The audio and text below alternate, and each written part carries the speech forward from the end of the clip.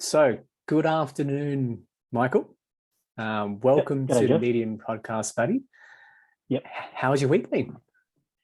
So far so good. Under the pump as always when it comes to work. So pressure's on as well.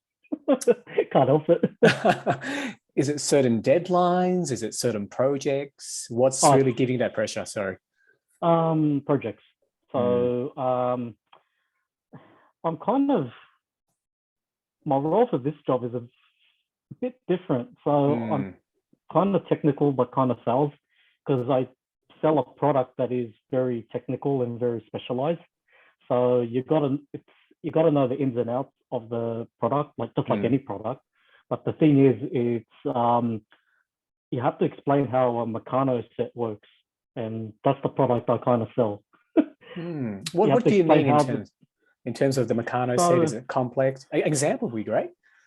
So I'm in the building facade game. So we sell what we call a subframing system that goes onto the outside of the building, and it's a bunch of bits and pieces like brackets to vertical members to horizontal sections that all come together.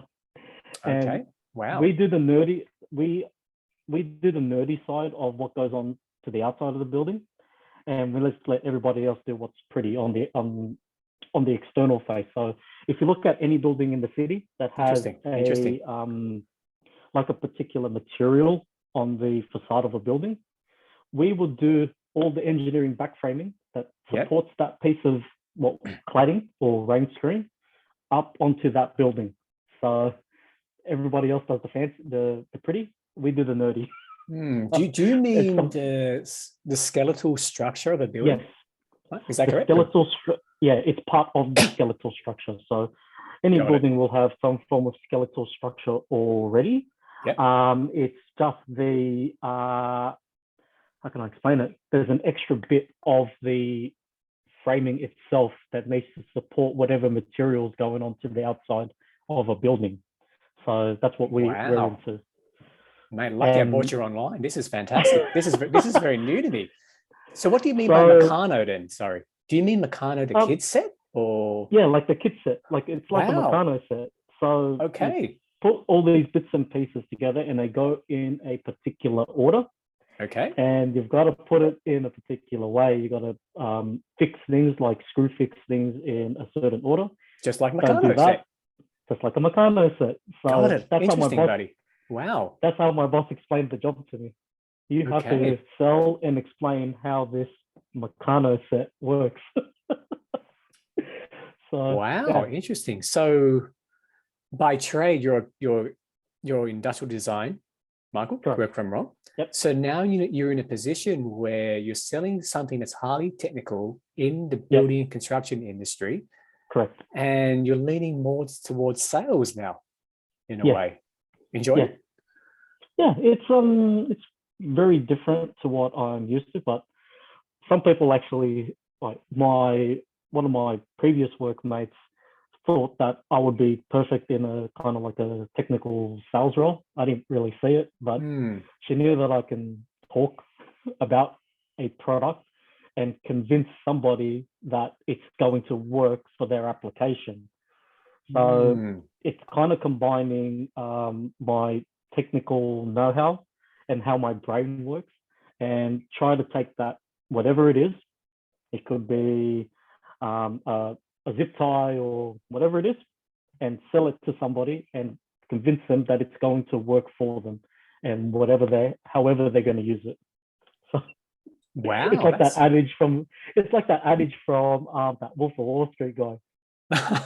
Here's a pen. I want you to sell it. Wow. And since you have the technical know-how, you're combining with your sales and you bring it together. Yeah. So therefore, when you make the sell, your customers will probably appreciate that, you know what, Michael really knows his stuff. Yeah, correct. So there's a bit of that side coming into play. So it's not purely a sales role where you're just purely selling a product that's ready-made. And all you have to do is just, okay, we've got a new product. And say, for example, a webcam. This webcam has XYZ features. and it pretty much kind of sells itself. But Mm. with this particular product, you have to convince them that it's needed for what the project's for. But So wouldn't all projects need, like to me, I'm just thinking top of my head, wow, no, it seems like a bit of a monopoly, because every yes, building would need a skeletal structure. And yes, I'm thinking from a competition point of view, mm, there's maybe an oligopoly of many market participants, but yes, therefore your product seems quite strong. What I'm trying to say, I don't think there's an yes, alternative, right? Either you go Mecano or you yes. don't. Or you don't. It's black and white. You either Yeah. spend the money in order to fulfill a certain need, Mm. or two, you just do whatever you've been doing all this time. It So seems like an easy sell. sometimes it is. It cost-wise, it's they see the cost and they freak out. But when they actually install it and use it, they see the benefit. So it's kind of that adage. Interesting, very interesting, buddy. If you don't see, touch, and feel, they'll never believe you. But if you're not going to use a skeletal structure, there's really no alternative, no? You have to do it. It's that other skeletal structure. You'll always have a skeletal structure to any building, but this is an additional skeletal structure that gets put onto the building. So it's an extra part which all part of building science. It gets applied to a building for a certain application where you want a particular finish to the outside of the building. Okay, like So enlighten me. I'm curious. Yeah. Say for example, you take a house. Okay. You got bricks outside your house. Yep. That brick structure is not in any way, shape, or form structural to the integrity of the house. It's just there to protect you from wind, rain, and pests, etc. Okay, makes sense. The actual structure is the frame. That it's kind of think of your skeleton. The bricks is the skin. So taking the analogy of your body, the bricks outside your house or whatever finish that you've got externally to your house, think of it as the skin. The frame, whether it's steel or timber, that's the bone structure. Now, what we actually sell is the additional structure to help support the skin of the building. So it's additional structure to help the skin of the building. So if we use the analogy of a human body, the frame of a house is obviously is your bones, is your skeletal structure, your bones. The bricks are your skin. Yep, and think of it as kind of like your muscles of sorts, because it needs to hold it in place. Without the muscle, your skin would just be flapping in the wind, correct? Okay, so is your product the muscle? Yeah, I would think of it as the muscle because it has to hold the skin up in some way. Interesting, but sorry. Now, this is very new to me. Not all buildings particularly need muscle because why is that? Because you've got bricks. Bricks are held up through ties and so on to the frame, and then you've also got the mortar to keep it together. So technically, you don't need an additional frame in order to support the bricks. You mean the muscle? You don't need additional muscle. You don't need additional muscle to support the bricks. You've got the however's holding your skin. Say for example, the bricks. You've got the mortar and so on that's holding the bricks in place, and that's all held in. So this particular type of muscle, as I'm probably using an analogy. No, this is brilliant. This is brilliant. Yeah, it's holding whatever material you want to make your structure look like. So we deal in like say for example, you want porcelain on the outside of your house, like porcelain tiles. You need this. You need the muscle. You need your Mecano muscle. Correct. How are you going to hold that porcelain in place? How are you going to hold whatever timber on the outside in place? You need some sort of muscle in order to hold that timber to the outside because you want that particular look to your house, your building, whatever it is. Fascinating. So look at any building in Australia or anywhere, look outside your window. They'll have different textures, different finishes to the outside of the building, but certain finishes to the external part of your building require something to hold it in place. So, Interesting. in terms of what we sell, it's the muscle that holds whatever it is to the outside. It could be like we mainly majority fiber cement. So what fiber cement is, it's compacted fibers and held in by cement. Okay. Compacted. Great definition, buddy. Yeah, it's a panel. It's like a flat panel, and it's compressed fibers, and that makes you can have like a decorative finish and so on, and our product gets used in order to hold that in place. So there's many factors involved. There's all this engineering side, because when you look at a building, you just think, oh yeah, it's a building. But there's so many factors involved with building a house, a structure that comes into play that people don't realize. There's a lot of thought and process involved in trying to get a structure up because you've got a lot of environmental factors. You've got you've got materials that you're trying to use in order to negate those environmental factors. And buildings around Australia, we have to build in a particular way to suit our environment. Different countries in the world have to build in a particular way to suit their environments. And we deal with a portion of that building, and that's the products that we sell. And for myself to have a technical mindset about those products and how it gets used, this is where the industrial design part of my brain comes into play, because I always try to picture, just like with any product, how are you going to put this thing together? Whether you're going to use screws or it's going to snap fit together, you have to always think of nothing doesn't happen out of chance. It's got to connect somehow. It's got to connect somehow. So in terms of thinking, you've got to have that way of thinking in order to kind of do or sell what I sell, or do what I do. Fascinating. And is there something in Sydney, Michael? So obviously you and I are in Sydney. Yes. Is there a building that you think the audience would sort of know that utilizes this sort of Mecano muscle product? Yeah. If I'm talking a recent project, I don't have to actually still go visit there and make sure that it's actually finished. Concord Hospital, go there. You'll see the external skin of the building. You'll only see the external skin because you'll never see the product that I sell.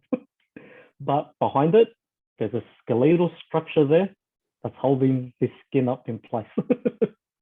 Wow. And Concord Hospital needs your muscle Mecano product because the exterior that they are using to put on the outside of Concord Hospital would require the need of your muscle.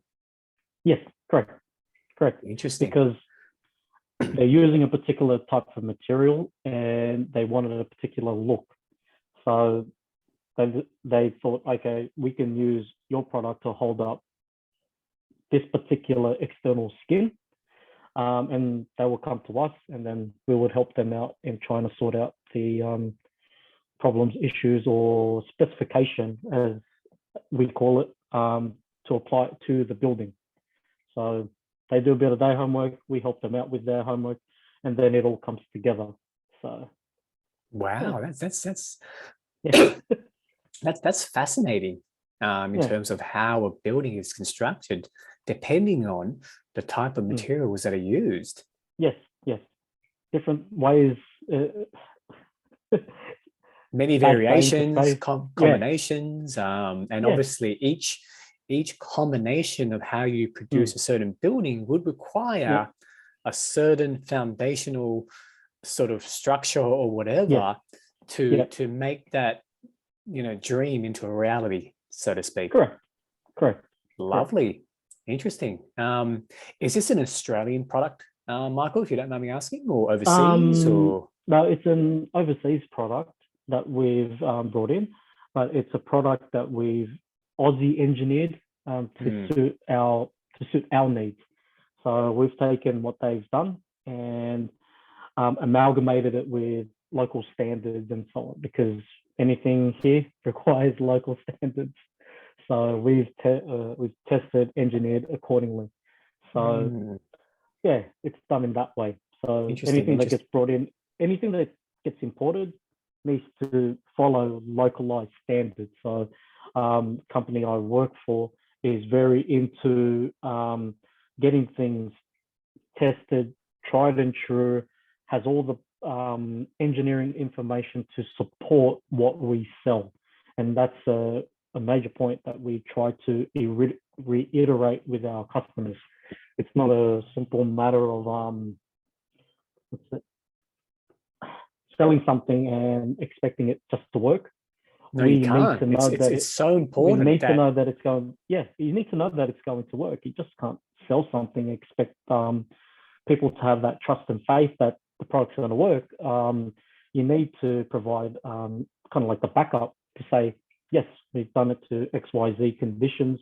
We've tested it to these XYZ standards, and that's the main selling point. We have the documentation to support what we're selling. Just like with any product, when you're coming out to market with anything, you've got to have the supporting material to say that you follow localized standards. You can't just sell a phone in Australia without following certain standards. It's like a bicycle helmet that I got the other day, where it meets certain Australian standards. Australian standards, correct. Got it. Correct. So with anything that I've worked or any place where I've worked for, there's standards and so on that's involved in order to ensure that the product is going to be safe. People's lives are at stake if your product. Yeah, people's lives. Correct. If it falls off the building, oof, they're going to start winding it back and trying to find out as to who did what and how was it sold, and if you actually provided the correct information in order to sell that product. So there's a lot of liabilities involved in what we do, because it's a structure. It's a public structure in a public space. Anything you do in that particular area has liabilities attached to it. So we try to negate that with the information and the standards that we follow in order to ensure that product is safe and ready to use according to Australian standards. And it's quite important that a lot of companies out there, like cheap and cheerful products that they try to sell with anything, they try to get away with not following any standards, products not safe. You see all the... It's everywhere, Michael, isn't it? It's everywhere. You see all the product recalls that occur in the retail space. And even food there's recalls. Food. Correct. So there's certain standards that anything that you have in your home has to follow. And you will get the products that kind of slip through the cracks, but you don't know the extent of it until you start seeing on the news or a current affair or any one of those types of shows, and you'll see the product recall and the warning, the sensationalized story. Crazy. So in essence, there's always liabilities with everything, and you just have to make sure that you negate that. And coming from a design background, you're negating that before you even get it out to market, because there's testing, which is needed. Which is needed. And especially with products with some form of engineering, or it has to be held up in a particular way, or gets used in a particular way, shape, or form. It all has to get tested, because you need to know that the product is going to be durable for a period of time, or say a lifetime of the product. So there's not a lot of ways to get around it, because eventually it'll all start catching up to you if you start trying to do the wrong thing. So yeah, Just a side point to the audience. This was an individual who said to me that he's very boring, but what you're sharing with me, Michael, fascinating in terms of how it all works. Oh, what's it? You never know. Like you just take. You never know. Yeah, you never know. You just take things. Okay, it is. The things are the way they are, and because we can't see your product. No, you can't see it, and you certain products that during my work life that have been put out there, but you don't know the ins and outs of what's actually getting installed or sold or put into your house, because I've mainly been in the building space, and some of the stuff that's been out there, you don't see what's involved. You just see it as an object. And people wouldn't really care. They go, you know what? Here's X amount of dollars. Build this house for me that looks like this. And that's what I see. That's what you see. As a general consumer, that's what you see. When as a designer, you look at a product and then you appreciate the intricacies of how things are made, and you want to know how it gets put together. You do. It's the curiosity. It comes with the territory. You're curious as to how things are put together, because maybe one day you'll start designing something. Oh, I saw this on this. So you try and make links to what you've seen to how you can actually solve a completely unrelated issue. So I think by talking to you, Michael, I think my sandcastles are probably going to stand the test of time now. Yeah. I'll probably be there forever today if you design it correctly. Brilliant. If you use the right, not only are you using sand, but there's a particular way. Because I actually bought a Mecano set for my son. Yeah. So I'm thinking I need to take his Mecano set, take it to the beach with us, create some sort of structure out of it. And I think this sandcastle will stand the test of time. Yeah, it'll wear down eventually, but that internal structure will always be there. I might use a different type of material, mate, that will stand the test of time. Yeah. Wow. So you seem very passionate and excited about this, Michael. It's great. Oh, that's good. When it comes to anything that's kind of design related, you become an advocate for what you design, or what, in this case, what we sell, or what I'm selling, just simply because it's. You don't need to sell, because you're so passionate and you're so knowledgeable about this stuff. Yeah. So I don't know whether or not it's coming across that way, or it's quite infectious. It is, mate. It's infectious. The enthusiasm comes from having a like management and a boss that believes in the product as much as you believe in the product, and his enthusiasm is very infectious. So when you have the right people in place, and it also, it's just interpersonal relationships. Yeah, when you have that relationship with an individual who's very passionate about what he does, and then you take your perspective into it, but that passion and drive and enthusiasm becomes infectious. So it comes hand in hand. Mate, I'm going to build a building now with your product now. So when you try to, like, I see him and the way he explains the product and how he sells it. I wouldn't think that it is like selling it. It's more, it's needed. I'm not trying to sell you the product. I'm trying to solve your problem. So in essence, selling isn't really selling. I'm trying to sell you I'm trying to convince you of the solution to your problem. Well said. Well said, Michael. When it becomes selling, you know you're not doing it. No. When you're trying to solve somebody's problem, I think that's the side of things that gets me, because again, as a designer, what the core essential of your being is to solve problems, regardless of what you're designing or what design field that you're in. You're in a position to solve problems, whether it's graphics and then you're looking at a poster and you're just looking at it and you go, mate, you did that in Microsoft Word. No, no stickling with Microsoft Word, but if you can do it well, use Microsoft Word. But if it's an amateur, when you're looking at, say, a movie poster and you know it's done in an amateur sense of way, as a designer, it gets you because you're looking at things and you go, the font you're using is crap. Oh man, or I'm gonna be everything's careful. all skewed. I've got to be careful what YouTube thumbnail I use now. So I look at things as a very. I know that some designers are pretty finicky with what they look at and what they see.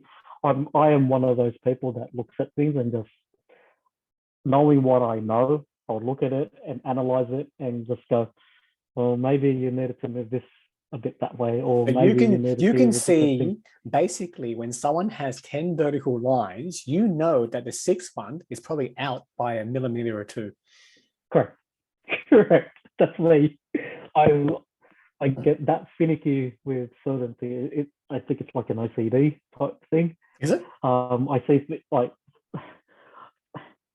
if something's out of center, it just something triggers in my brain and it just goes. Oh, no, I hate that too. Wrong. It's got to be symmetrical. It's got to be symmetrical, or something just doesn't look right, and your gut feeling is telling you you've got to move this here. I do that all the time. So wow. So therefore, your work desk is probably laid out in a way which is straight, even, or right angled, or whatever. It's more everything has its place. I knew we would get along. You're just like me. Yeah, if something is not in, because I don't know whether or not this happens to everybody. If something's not in its place, it doesn't feel right to me. You will move it to put it back in the right place. I would move it and put it back in that same spot because I know that it comes down, for my thinking, it comes down to if I don't have to think about it, then I don't have to worry about it. It's something that I don't have to place in the back of my mind. It just has to be there in my subconscious.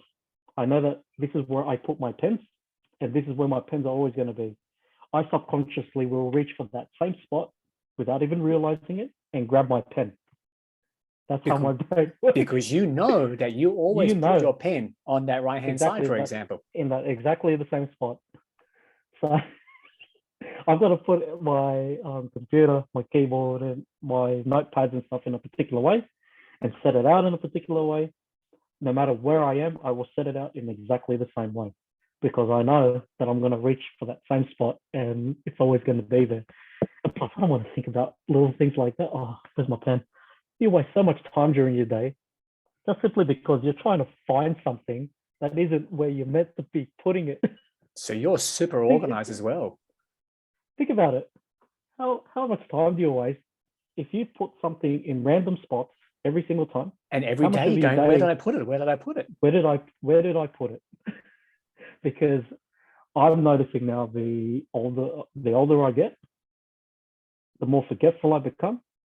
But I want everything just to be subconscious. I know where my car keys are every day because I put it in that same spot. I know I know the order of where I put in my shampoo, conditioner, and soap because it's all in the same order. And it's literally always the same. 1, 2, 3. It's always the same. Everything is the same. So I think the only bad side to that is I become quite anxious when I'm in a space where it's not where I think things should be, and people have moved things around. My wife when we used to work together. We used to work at Maya, and we used to always face up product to make sure that everything looks right. So I would face everything up, and she would randomly put something in the wrong spot, and I would come back to the spot. I'm like, who touched this? Who touched this? Okay, damn customers, I'll put it back in the right spot, and she would come back again and start reshuffling things. Mate, what a great wife. Knows your weakness just exploits it. What a great wife. That's I think for me, that's my kryptonite. I cannot stand a space where things are unorganized, not neat, clean. So things have to be in a particular spot. Having kids, that's tested my anxieties tenfold. Wow. So having that sense of anxiousness, I always try to control spaces where I can control. My desk is something I control. My car is something where I control. But any other living space in your house, as soon as you have kids, I cannot control it because they will put stuff randomly here, there, and everywhere. And it starts this feeling inside where I start getting pretty antsy about it. But it's not like super bad, right? Or are you telling me No. It can really get to you? Eventually it does. Eventually it gets to the point where if it's there for multiple days and it hasn't been dealt with, it starts getting to me. And it starts getting into I start getting into my head way too much. So my head's like, oh, why haven't they done this? Why haven't they done that? So the only way I can curb that is over the time I've had kids in the last 10 to 11 years, like 9 years actually, I've had to let things go. I had to let certain things go because I can't control other people. I can only advise, just like the way I approach my work. I can only advise, but it's up to the individual. I can't force you to do it. I can't force you to do it. I can't force my sense of belief onto you. No, you can't. Just like anybody, you try to force something onto somebody, then they'll start going, "Hey, I'm not listening to you." Yeah, back off. Why are you trying to force your beliefs? And it's imperialism in a way. Yeah. So one thing I've had to learn is that, like, living with kids and living with living with your partner, certain things you just have to let go because you cannot control that person's kind of sensibilities because the core of what they are. Yeah, they run on a different clock. They have different traits, different values, and you can't expect them to be just like you. Correct. And that's something I've had to learn. And having a big family, like I've got 3 brothers and a sister, and we all used to live in such a small space. So I had to accept that we're not all the same, but we got taught the same way. So whatever values that we've taken from our parents and grandparents have been passed down. So we've taken bits and pieces of it. And for me, I've taken the OCD cleaning and having things in a particular spot.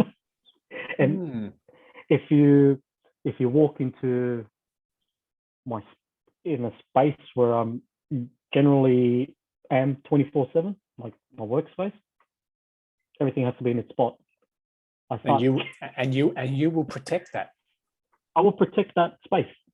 I will always protect that space because in essence, everything is exactly where everything is for me to operate in a most efficient manner.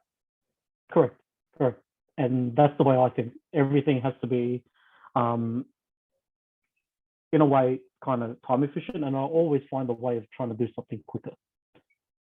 That's the designer. That's the industrial design side in me. I will always try to find the way to 1% minimize it. Yeah, it's like small gains, but it's a game. So whether or not it's a 5-second game, it's like the Formula One. They look at hundredths of a second, and that's a win, because hundredths of a second will decide whether or not you're first or second place. And that's something one of my tech guys told me. I'm like, why are they chasing such small margins? Small margin in time, just by changing one tiny bit of the car. And he basically just went to me, it's the difference between first place and second place. Interesting. Fascinating. How about what you wear? Like, I'm guessing there's some sort of structure to how you pick your clothes every day. Oh, it's pretty easy. I know now what I like to wear, and I'll just wear the same variation of, I wear the variation of the same thing. I like it already. Give you an example. I've got this shirt in 5 different colors. Oh, I don't. My thing is I don't wear plain shirts. I've always got something printed. Got it. For me, it always has to be plain. It always has to be a round neck. Yeah. Wow, we're getting along so well now.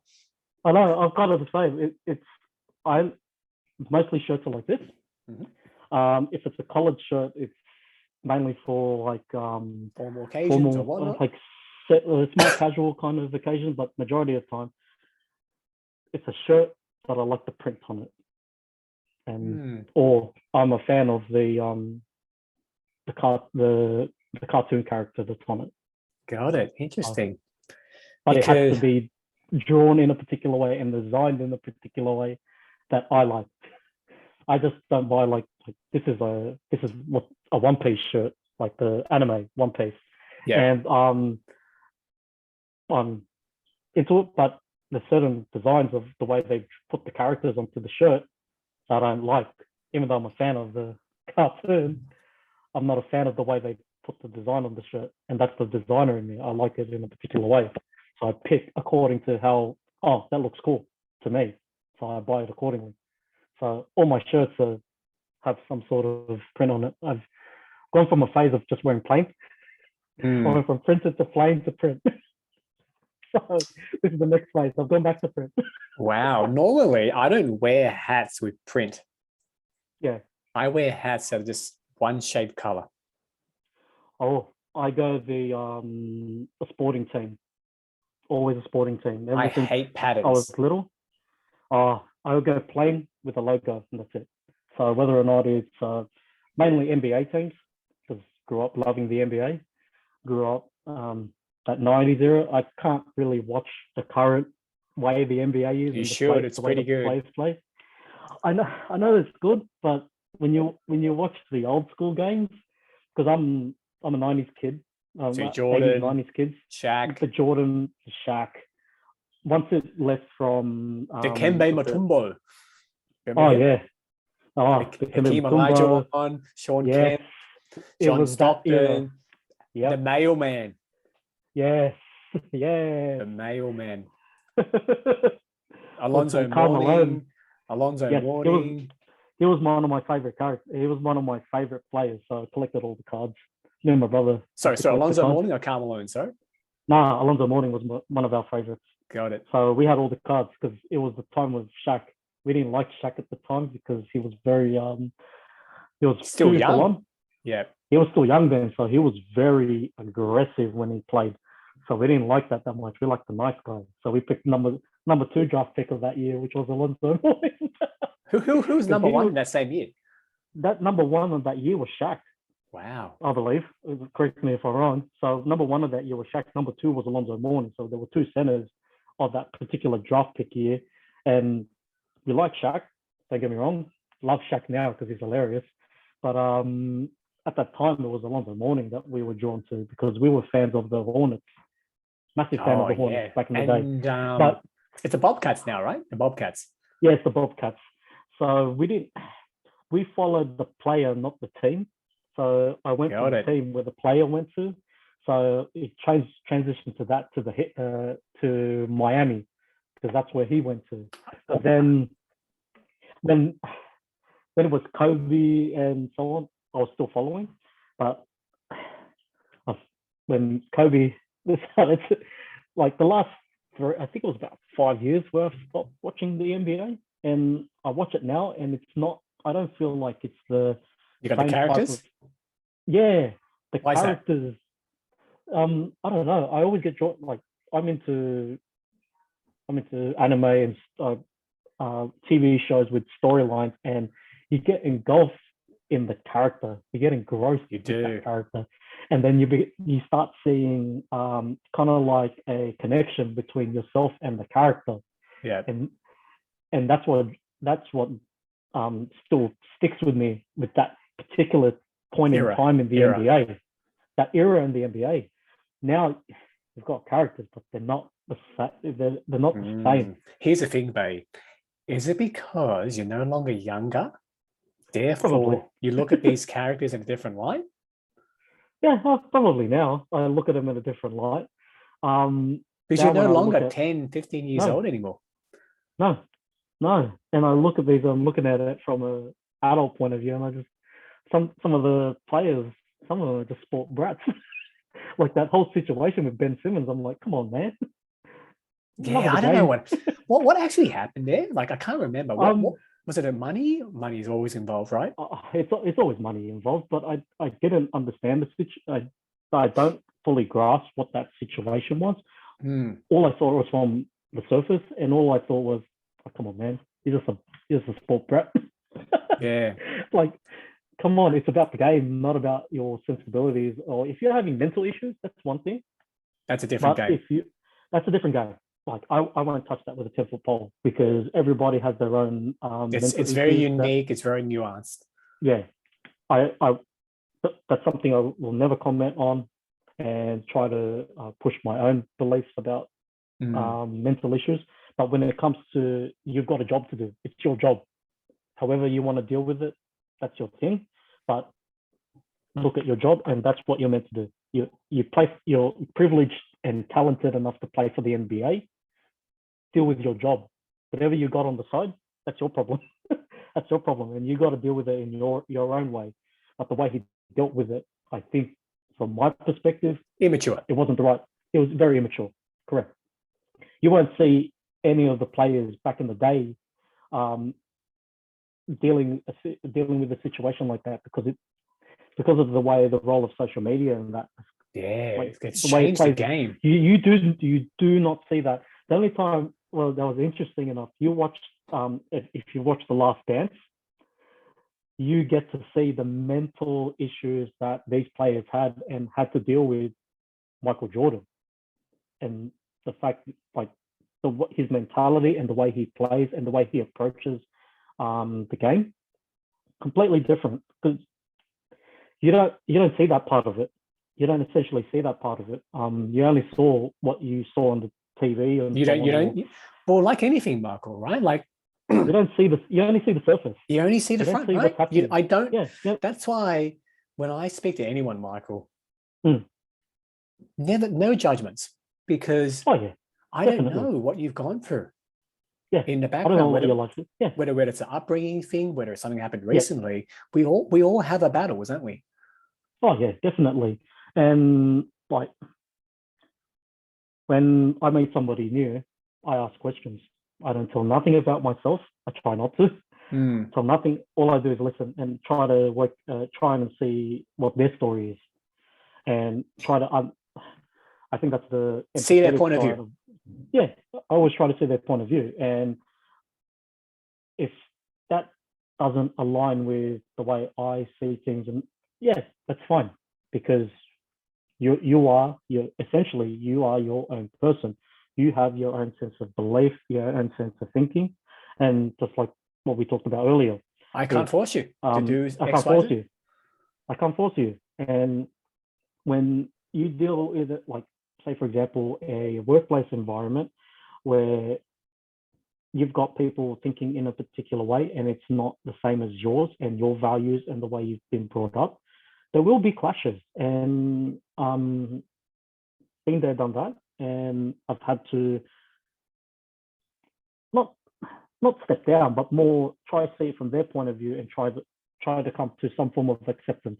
It takes a lot of humility to do that, Michael. Yeah. So that's my approach to the way I conduct myself and the way I do things. The only thing I try to do is help and try to kind of do that whole inception thing, where you know that your idea, deep down in your core, you know that you are correct, but you try to steer them to ensure that it's their idea, not your idea, their idea. And you try to, I wouldn't say manipulate. It's more, okay, how can I put this so that it's in a way that you understand? You understand, because what I'm saying to you and how I'm explaining it to you isn't the way. It's not reaching you. It's not. Yeah, I'm coming to you like this, but really, you're like here. You're here. I need to bridge the gap. You're at this level. Yes, always. Brilliant. And that's me. Try to bridge that gap because I'm always some form of mediator in between everything. And as a parent, you become that mediator. You can't become more of that mediator because some adults are like kids, and the way you approach things, it's kind of like dealing with a child because their mentality is so ingrained and set that you can't force it, and you can't just bash it into them because you're not going to get anywhere. Work. You're not going to get anywhere. You're just always going to be on one side of the cliff, and you're going to be on this side of the cliff. There's no bridge. So sometimes you can't. Sometimes there is no bridge. Sometimes. Correct, would you agree? Correct. When it gets to the point where you've done what you can, and I've encountered situations like that. You've done what you can. You've said your piece, and you tried to see it, and you tried to see it from their point of view, and you've also tried to explain your point of view. Sometimes you build the bridge halfway, and you can't build anymore. And it is what it is. And when that happens, it is what it is. You either accept it, or you walk away. Walk away, or you let it fester, which. It's not good when you let it fester. You have to actually, just like with any issue, you have to say it. Nobody can read your mind. Nobody can read or understand what you're thinking without you actually communicating that correctly, or communicate it in the way that you're trying to. Yeah, I see your point of view. Deep down, I still think it's not right. But hey, overall, you're a good enough person. You're not doing anything bad from it. You're not just stabbing people or something like that, or like sort of badly. It's more values are different. What can you do? But how do you deal with people, Michael, who do not open to you? You just try to see things from their perspective and just listen. You always just listen. Mm-hmm. The more you listen, the more you'll learn. Without, if you don't listen, if you're just talking, and not trying to see it from their perspective, then why should they even listen to what you're saying? It's more for me. Always listen. If I get a sense of how somebody's feeling and the way they're projecting themselves, and you kind of sense where they're at, and then you either pull away or you try to approach. So it's kind of like you're push and pull sometimes. Yeah, push and pull. Think of it as that takes intuition and experience. Yeah, it's like intuition, experience, and just being out there amongst people. And working in a retail space, you'll see anybody and everybody that's out there, and you start to realize there's some people that are really not like you and really do not think the same way as you, and hey, they're out there. So what can you do? What can you do?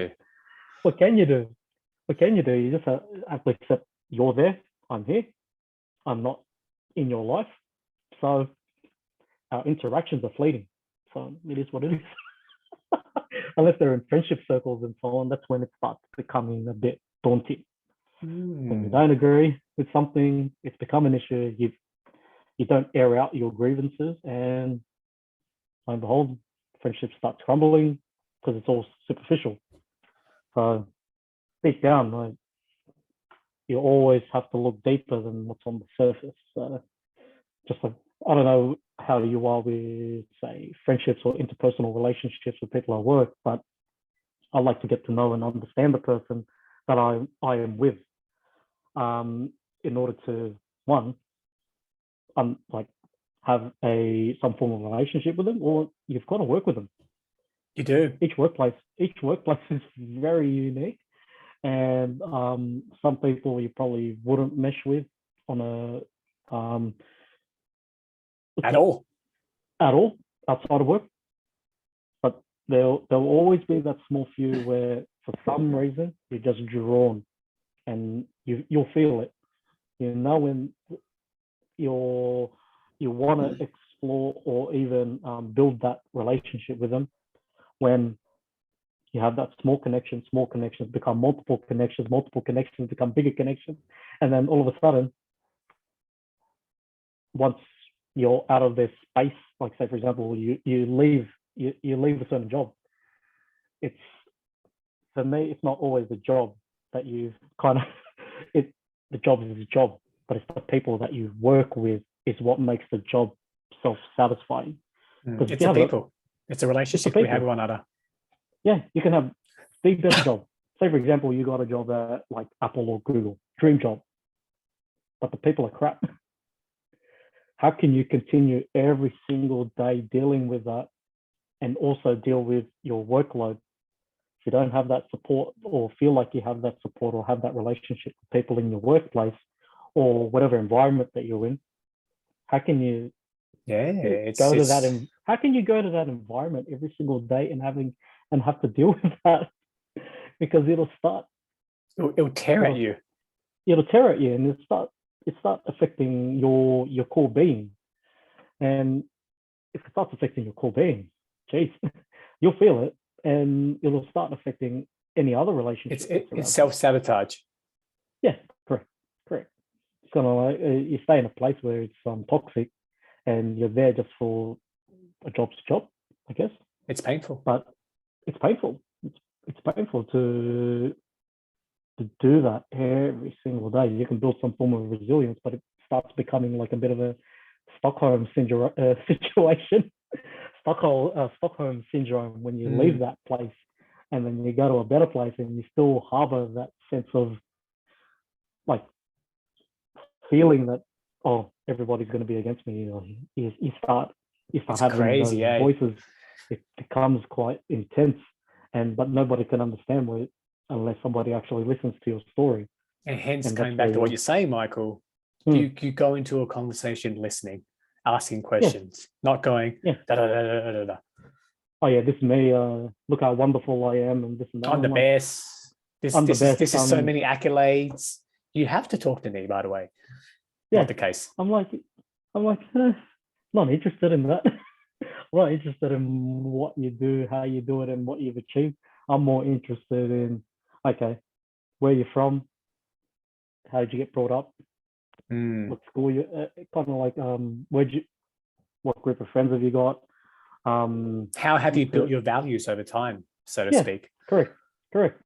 Like it's basically getting rid of all the superficial crap from the top and just going to who you are as a person. And that's essentially how I try to build relationships with people, getting to their core and then understanding that, and then get to the surface and see, okay, this is where you're superficially, this is you, but I'm not interested in that. I'm interested in what's underneath and all the layers that make up you as a person. So have you always had this approach, Michael? My apologies. Have you always had this thinking? I've become more aware of it the older I got, and especially what's it? I don't know. Reading experiences, maybe life experience, marriage, kids. Yeah, and also one thing that's always been important to me is trying to understand who I am as a person. And always trying to dig and trying to. I think it's one of those things where I needn't. Same thing. It always goes back to some form of design. I need to know why I am the way I am, and that way I can cope with certain things better. And also, you can maybe improve. Yes, correct. It's like, I know that this is a core part of my being. I can't change it. And being there, done that, there's certain things I can't change about myself that will always come to light, will always come out, and can't be helped. But understanding when that situation comes, whether it's kind of like understanding your weakness and then spinning it in a way where, okay, how can I combat that? Because your anxiety starts coming into the foray because you're seeing your weakness and you're trying to combat that weakness by trying to mitigate the effect of that weakness. So hence why, for me, the older I've gotten, I've always tried to understand why I am the way I am. So seems pretty seems pretty deep, but pardon me laughing all the time. That's how I get over any serious situation or any serious talk. I just kind of laugh it off. It comes off sometimes as I'm not taking it seriously. I'm thinking about it seriously, but you can't take it seriously. I can't take it seriously. I don't want to take things seriously. You can't take anything seriously, Michael. No, I can't. You can't. I always can't take things seriously. You can't. I'm in a serious situation. I think about it, and then I always try to find some stupid way of trying to find light in the darkness. You have to, because so we know not everything is rosy, is it? No, definitely. Everything's not rosy. Everything's not perfect. There's an extent to perfection. Perfection can be 90%, 75% of the time. Sometimes it just has to be good enough. Yeah, exactly. Well, it's something, definitely have started to think about and accept it is the way it is. I have to accept that 60, 70% is good enough because you can't draw 100% out of somebody if they're not giving you 100%. So if 60, 70% is good enough, okay, it is what it is. And then you have to try to deal with that situation accordingly. So you mentioned that you mentioned that you had a lot of inward thinking and that you were having trouble manifesting it out. Is that correct? Yes. Michael? Yeah. Because to me, from what you've been sharing with me, I don't see any of that. Oh, it's only throughout my more adult life where I can actually project what I'm thinking and what I'm trying to communicate. When I was younger, closed book. Yeah, nothing. Oh, mate.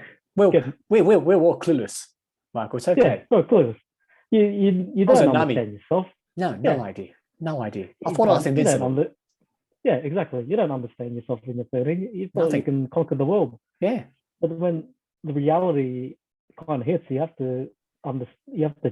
stuck in a school environment. You're there for what, 13 years of your life, and you're sheltered. You're stuck in that particular environment. You see the same people every day. You mingle with the same people, depending on how your relationship is with the friends that you have. And hey, it's comfortable. It's comfortable.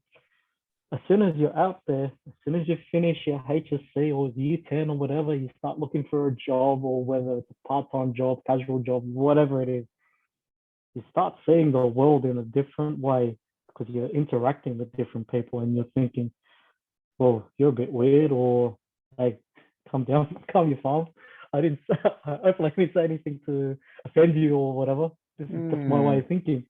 So the more of that I got exposed to, the more sensibilities I had in order to try to, one, always looking for answers in a way to understand myself. So I always look inward to go outward. So why is there a need for you to really understand yourself, Michael? Because you'll get in a place where you can't explain things. I need, as a person of curiosity, I need things explained. I need an answer to my questions. I need that answer to feel better about whatever I'm dealing with. I have no answer. You'll feel lost. I feel lost. It just wears away at me. It just wears me away. So in a true sense of things, I just want to reach a state where, hey, accept me. I'm going to accept myself for who I am, but I recognize when the parts of me that I don't like start coming out. Brain triggers. Hey, mate, you have to draw yourself in here because because you're going in a place where you don't want to go. So it's that moment of consciousness that I'm always trying to see. Like sometimes, yeah, you react. Everybody reacts bad in certain situations because it could be emotionally charged, or you're at a breaking point. But you got to see things objectively sometimes. You can't let emotion kick in. Yeah, hence why I'm always looking inward to go outward. Interesting. Makes sense. You want to find yourself first, understand what's going on, and then you're going to project, and then you're going to react. Correct. That takes a lot of maturity. Yeah, but sometimes it comes off kind of, I think some situations I've been, it's come off as,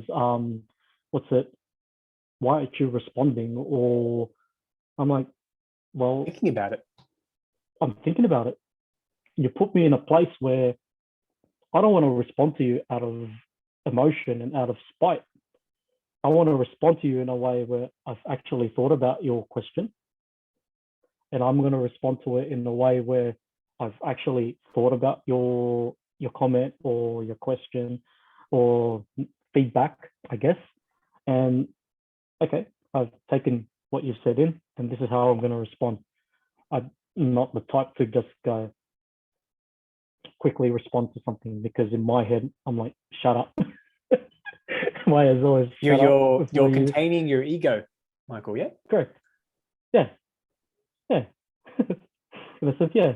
I don't want that part of me to come off as standoffish, or, oh, he's being an idiot, or being an absolute moron about it.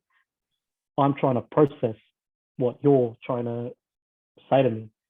So works both ways. It becomes kind of get too much in your head in some cases, where you overthink. I have a tendency to overthink certain situations. How do you stop yourself then from overthinking? Because it's a very gray area. I just draw conclusions. This is the conclusion. Okay, let's see how they respond, and that's it. Just draw a conclusion from what you're overthinking, and just go stop, and just go, okay, you've overthought this now. What's the conclusion to this? You've got to come up with a response. Because you're never going to get perfect information asymmetry, right? Correct. You can only control what you can control. And you can only make a decision on what you have. Correct. With what's in front of you. And sometimes you will make a mistake. Yeah. Yep. And when mistakes happen. What's it? The only thing you can do is just keep pushing forward. Stop trying to, like, you always have a 20/20 hindsight. You'll always have 20/20 hindsight. Always. It's perfectly clear. It's perfectly clear after the fact. It's always after the fact. Always. If you learn from that, yeah. If you don't learn, you just keep repeating. Hence why. So be it. It's your choice. Your choice. So always try to, hence, look outward to go, look inward to go outward. That way I can just keep pushing forward. Yeah, that's my approach. Wow. You do know we've spoken for over an hour, buddy. Have we? Jeez. Crazy, eh? Yeah. Once again, Michael, for someone who didn't think they were interesting, this has been one of the most enjoyable conversations I've had so far, mate. Oh, thank you. Well, that's it. Just like you're doing. You're listening. You're asking questions. I'm actually very curious, because you got me on Mecano, you got me on muscle, you got me on MBA, you got me on your thought process and how you think through scenarios. Yeah. It's beautiful, Michael. Oh, thank you.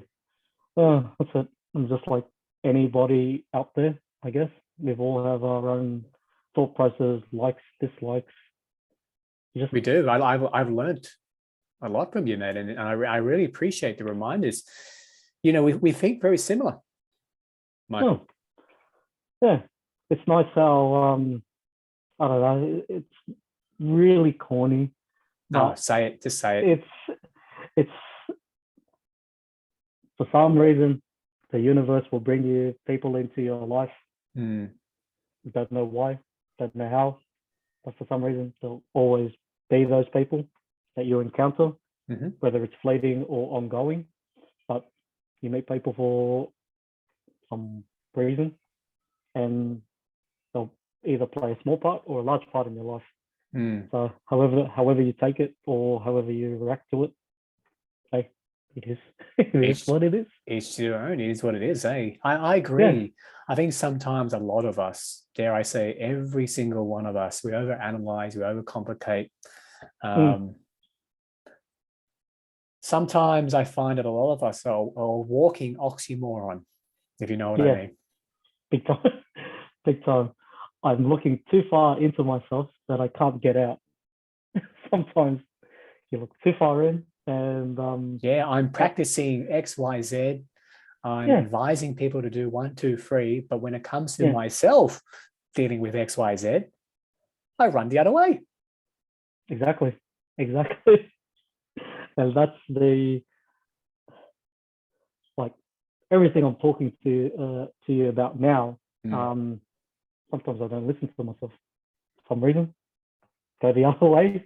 I'm like, why did you do that? Why did you do that when your gut is like punching you like Mike Tyson punches you, but you still don't listen? I don't get it. I don't get it.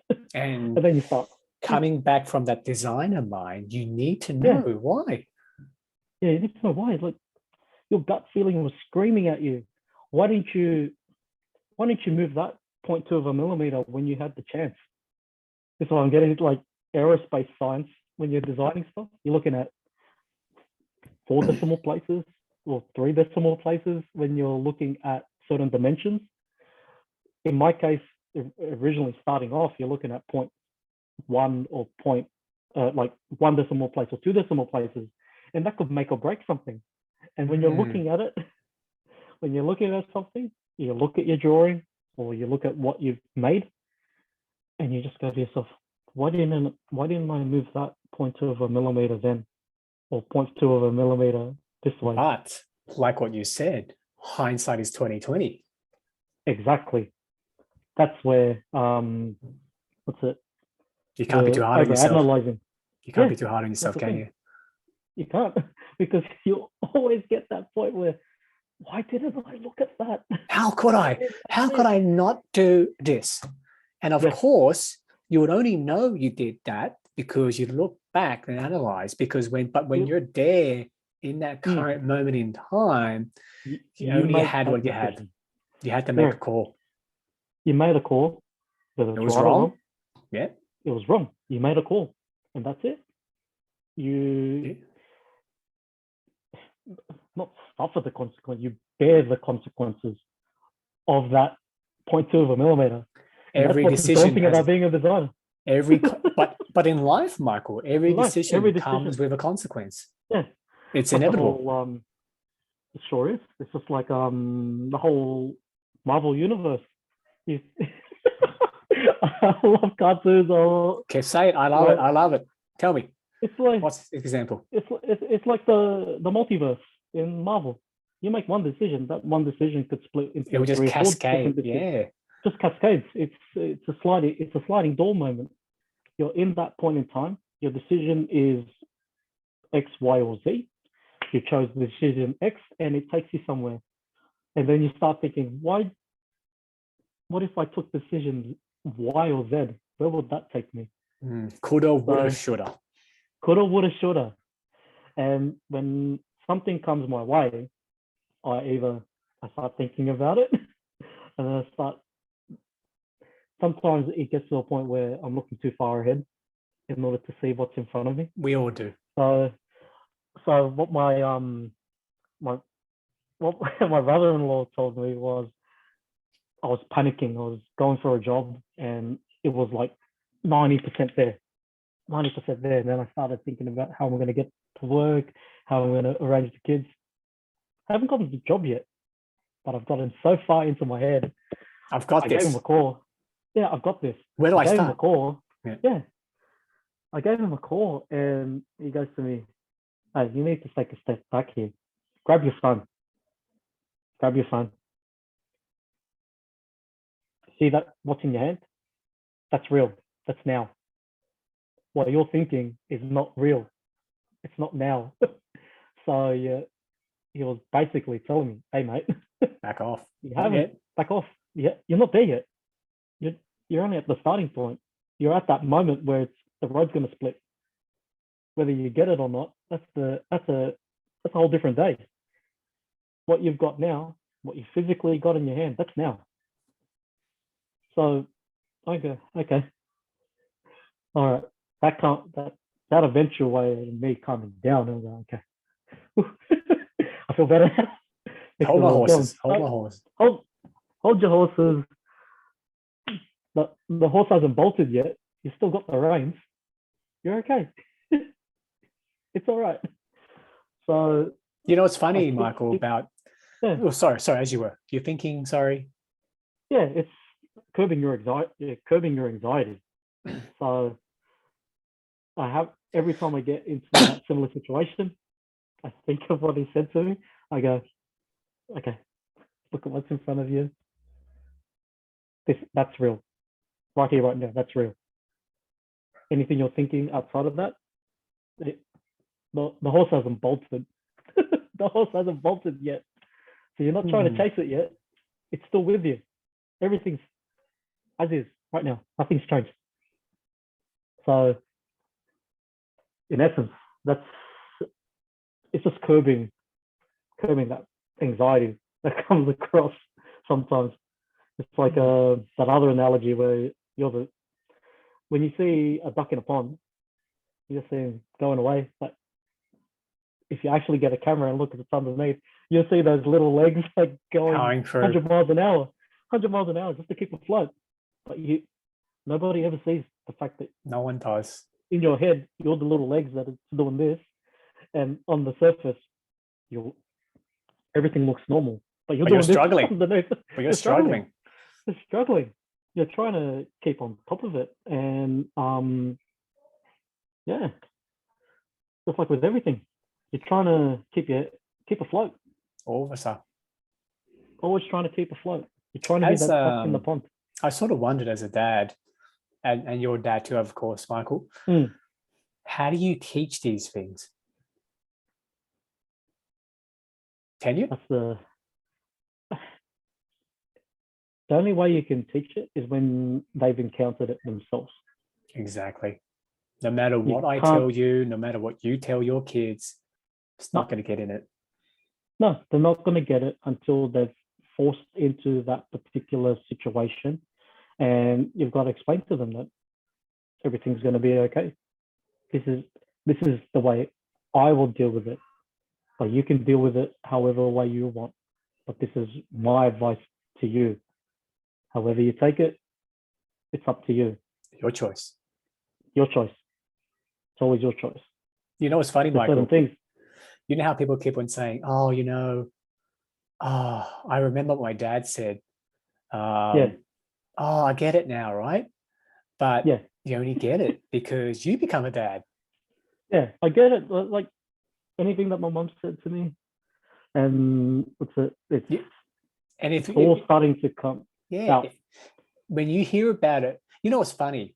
It's somewhat irrelevant trying to teach kids nowadays certain these lessons and go, you will thank me when you become a parent. But you can't see and then you're like, I can't see that. I'm only 2. Yeah. Exactly. You can only teach them certain things where it's whatever stage they're at, that's all you can do. You can't tell them, oh yeah, you're going to be XYZ in the future. Yeah. Or you can everything's going to be fine. You're going to conquer the world. You may do conquer the world, right? But at this point in time, you need to focus right now. Yeah. You need to conquer going to the bathroom or conquer putting your bag away every afternoon. Mate, Michael, I just graduated to my big boy pants. Yeah. Look at you. It takes time. With the certificate. I do. It takes time. It's not Like I can tell you, if you were to take me back, I don't know, 7, 10, whatever years ago, mate, I was a completely different person. Yeah. But like you, I try to find those 1% gains. I try to be a better person. I try to be a better dad, better husband, better friend, better communicator. And I love this quote, Michael. It goes, the person who begins to live more seriously lives without. That sounds right. It sounds right, eh? And that's how I approach my life nowadays. I'm 37 now. I love the fact that I'm, putting tallies on the board in terms of my age, because the older I become, the calmer I get. For me, it's another corny thing. Age is just a number, because you just become, each year comes across, you just become a little bit more mature, but I become even mature as well as more immature at the same time. Yeah, you gotta be, the idiot in me just comes out. Love it. And I cannot help it. And my wife thinks I'm an idiot because there's certain things that I do, or I quote movies and just do stupid stuff out of movies and TV shows and start quoting it as part of my general conversation. Love it. And she's going, what are you talking about? Don't tell me that your wife is not a fan of popular culture. Oh, she's into her own thing, but not general Damn stuff. it. Because when I try to run those jokes with my wife, it just goes over her head. Yeah. Like I'm just sending something random off The Simpsons or random off Family Guy, or like you don't win friends with salad, or like don't find friends with salad, or every time it's the kid's birthday, there was a episode on The Simpsons when it was like Bart's birthday, and they sing this birthday song, but it was like a generic birthday song. It was like, it's your birthday, boy or girl, and I sing that every single year to the kids, and they're wondering, what the hell is Dad singing about? And then my wife's gone, not again. And then every Valentine's Day for the last 17 years, I've always sent her that I choose you thing from The Simpsons every single year. Yeah. Now that we can without fail, she goes, without fail, I choose you every single year. Oh man, you're such a sweetheart, Michael. Oh mate, it always sticks with me. Anything like that, it sticks, and it just comes out of general conversation. We got to have fun, Michael. Like, we had a chat, right? And I think you're a bit unsure on how to approach this, right? But yeah, we had a laugh. You're yourself. Just on the NBA, right? You know what is the funniest joke I've heard for a long time? I actually dug it out again. It was Scottie Pippen to Karl Malone. It was the Utah Jazz versus the Chicago Bulls, and it was a Sunday. Yeah. And Scottie Pippen goes to Karl Malone. Did you know that the mailman doesn't deliver on Sunday? That joke right there. How good was that? I'm like, man, that is trash talking, Scottie Pippen. Love it. That's what we got to do, mate. How good was that? Because the mailman doesn't deliver on a Sunday, and they were playing on a Sunday. Hilarious, mate. Mate, that's the extent of the dad jokes that I come up with these days. Mate, hey, they're not dad jokes, Michael. It's just that the people around us aren't as cultured as us. Oh yes. I think that's a fair one. I think that's a fair way of saying it now, without referring it to a dad joke. Exactly. It's no such thing as dad joke. It's just that the people around us, I'll say it again, aren't as cultured as us. Just remember that, Michael. When someone says it's a dad joke, you're going to give them that line. Oh yeah, definitely. Because we've experienced more, we've seen more, we've watched more. So we know it all. If we know the multiverse in Marvel, if we know the NBA, if we know Family Guy, Simpsons, Star Wars, Star Trek, we know, we have a pretty good grasp of how the world works, Michael, I reckon. Yeah, exactly. Just by watching those shows. Seinfeld was a lovely one, I remember. Oh, oh, classic. It's not a lie. It's not a lie lie unless you believe in it. Exactly. Love it. Exactly. Mate, Michael, believe it or not, We have gone an hour and a half, haven't we? we've almost gone an hour and a half, mate. You see how this is fun? You see what I mean? It's nice having a yarn, a yarn. And I realize sometimes when you want to do this, you got to set an appointment. You got to set a time. And you know what's funny? I don't think we even covered a couple of things that you shared in your questionnaire, but it doesn't matter because I wanted it to be naturally flowing. It's a conversation. So as we come to an end, Michael, any final words that you want to share? I don't know.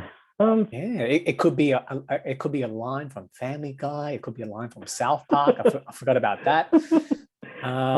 You tell me. I wouldn't go South Park because it'll be. I would say like not even. You do know that I'm going to take a screenshot of this and we're going to turn it into an NFT. Oh my goodness.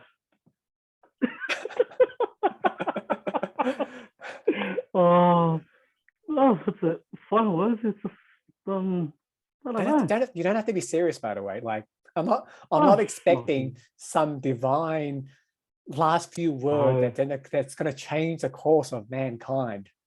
No, definitely not. Then if I'm going down that average, then screw you guys. I'm going home.